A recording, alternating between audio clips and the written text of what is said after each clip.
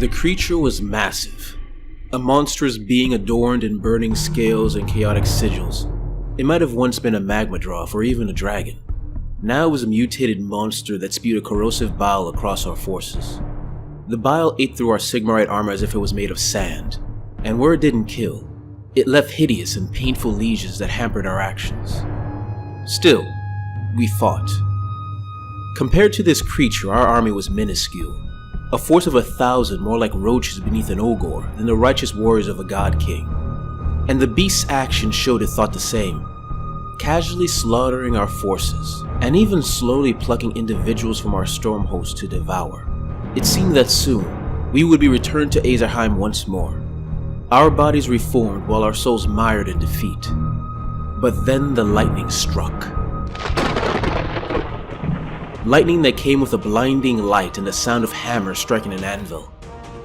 Wherever that lightning struck arose a Dracoth, huge four-legged draconic beast whose eyes showed a brutal savagery tempered by a fierce intelligence. Atop each of these Dracoths was a Stormcast Eternal, bedecked in shining gold Sigmarite and radiating holy light. The arriving forces attacked as one, an army of dragon scale and Sigmarite steel that struck at the monster from every angle. Fangs ripped at its sides while axes and swords slashed into vulnerable joints and vital organs.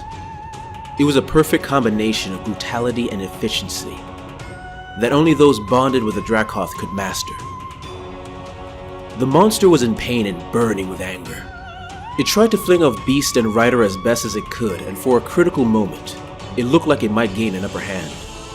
A large group of those warriors were flung off, and the monster prepared to spew its bile upon them, its neck expanding as it filled its throat sac with its caustic retribution.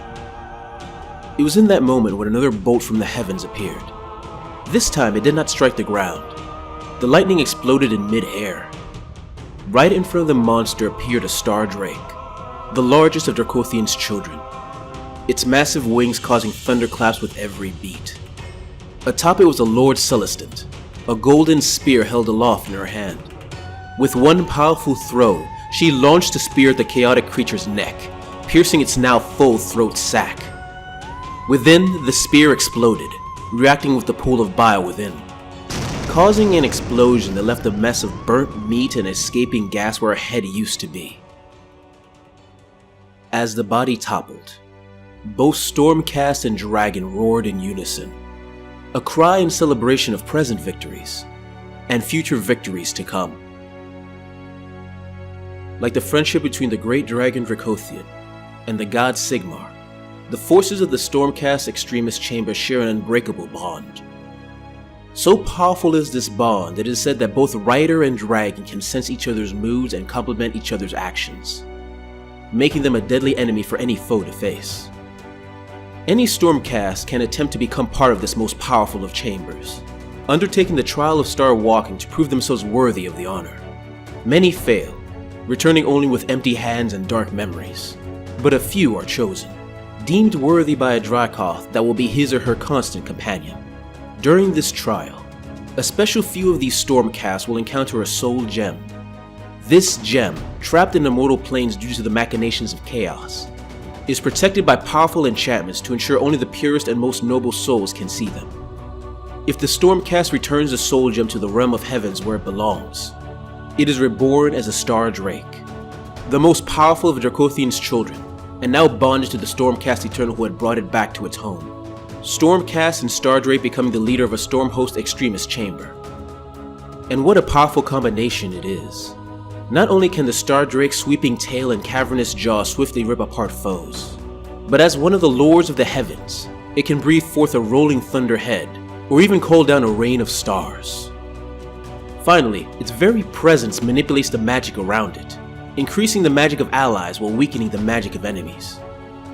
The Stormcast Eternal atop of the Star Drake is no silent observer to these battles. He can wield numerous weapons to strike down the foes of the God King. Skybolt bows to hit enemies from afar, arc hammers to turn foes into bags of burst flesh, and storm lances to take down the biggest beasts and monsters.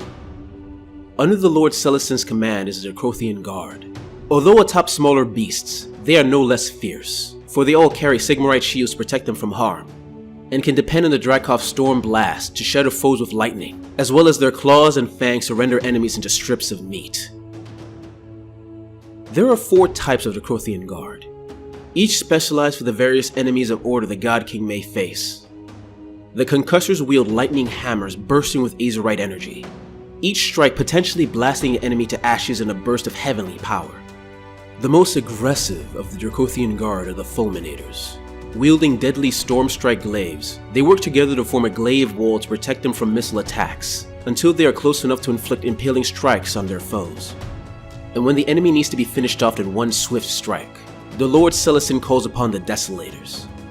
Their thunder axes swing with incomparable speed that allows them to decimate their foes, as if they had been struck by the full fury of a righteous storm. Behind them all, the range-focused Tempestors, using their volley storm crossbows to lay down disrupting fire so their fellows can get close enough to attack. To be a member of the Stormcast Extremis chamber is to be the symbol of the unity between 2 powerful gods, to bring order to a chaotic realm through the savagery of the dragon and the martial pride of the warrior. Hey guys, this is Arvandus, and I hope you enjoyed this video on the Stormcast Extremis chamber. Paladins on dragons, can't go wrong with that. If you like it, please like, subscribe, and comment, and if you really like it, please consider giving to my Patreon.